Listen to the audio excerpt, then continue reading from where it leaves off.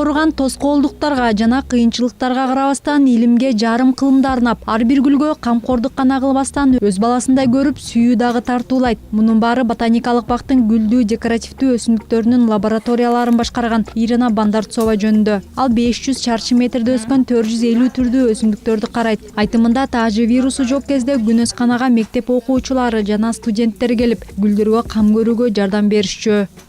Развивается хорошо. Иш өз нугунда жүрүүдө, бирок жаңы оранжерея курууга учур келди деп ойлойм. Себеби бул илим изилдөөгө багытталган өлкөдөгү жалгыз ботаникалык бак. Жамаат өсүмдүктөрдүн өсүшү үчүн тектоникалык ыңгайлуу шарт түзүүгө бардык аракетин жумшоодо. Буга биздин академиядагы колдон келген жардамын көрсөтүп жатат.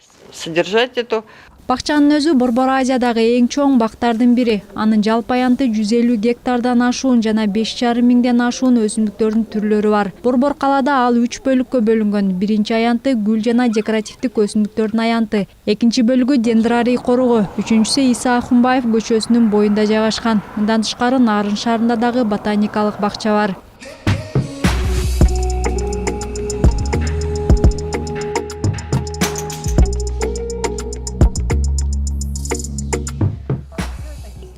Бул чыгыш платаны эл арасында Чынар дарагы деп аталат. Коруктагы эң эски дарактардын бири. 42-жылы экинчи дүйнөлүк согуш болуп турганда отургузулган. Планетада жана өлкөдө болуп жаткан окуяларга карабастан, өсүмдүк уландан улам масштабтуу жана бийик болуп баратат. Элге ак кызмат кылып, коруктун эс алуучуларын таза аба менен камсыздап, ысык күндөрү салкын жерге айланат. Коллекция сейчас вот дендрария заповедника составляет. Азыр дендрарий коругунда 1,5 миңден ашуун бак дарактын, бадал өсүмдүктөрүнүн ар кандай түрлөрү, сорттору бар. Бул корук ботаникалык географиялык негизде секторлорго бөлүнүп курулган. Мисалы, биринчисинде алыскы чыгыштан алынып келинген дарактар, экинчисинде Азия, андан аркысында Сибирден келген өсүмдүктөр бар. Востока, сектор зарубежной Азии, сектор Сибири, западной. Ботаникалык бактын негизги милдети өлкөдөгү биологиялык ар түрдүүлүктү сактоо жана өнүктүрүү. Бакчанын кызматкерлери жыл сайын дүйнөнүн көптөгөн өлкөлөрү менен үрөн өсүмдүктөрдү алмашышат. Бул жылы пандемияга карабастан ар кандай өсүмдүктөрдүн жаңы уруктарын алууга жетишишти. Бирок ботаникалык бак ар дайым эле алдыга койгон бардык пландарын ишке ашыра албайт. Баары адаттагыдай эле каржылык кыйынчылыктарга барып такалат.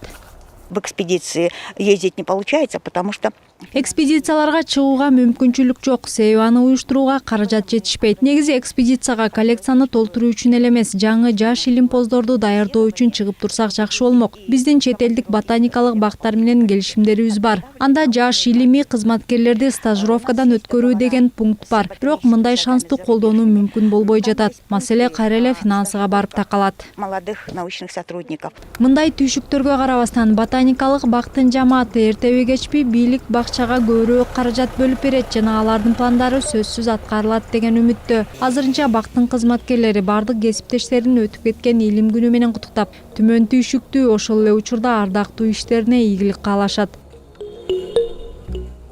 Чынара Нурсеитова, Ида Матбекова, Гүлчөрө Казымкулов, Нью ТВ.